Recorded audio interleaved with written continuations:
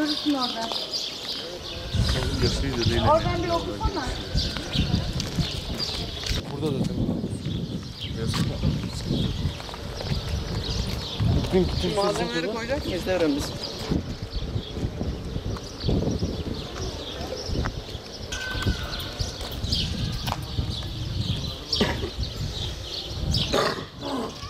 Çalışıyor değil mi burası? Tamam.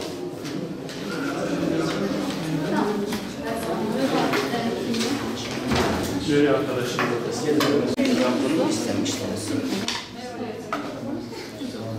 Gerekli olanları.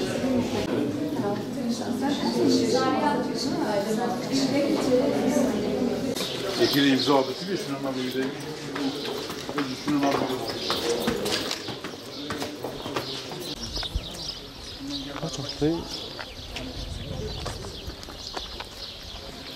Sabah saatlerinde erkenden geldim, oyumu kullandım. Oyumu Zekeriya Yapıcıoğlu'na verdim. Dürüst siyaset, gerçek adalet olduğu için, inanclı olduğum için ona veriyorum. Gönül ferahlığıyla. Şimdi ülkenin siyasetini herkes görüyor. Yani insan diğer siyasetçilere baktığında inandırıcı artık gelmiyor.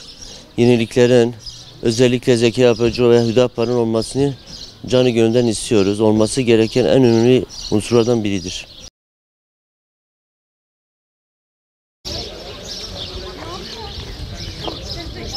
Bize sabah erken kalkıp gelip oyumuzu kullanalım dedik. İnşallah kullandığımız oy hayırlara vesile olmuştur.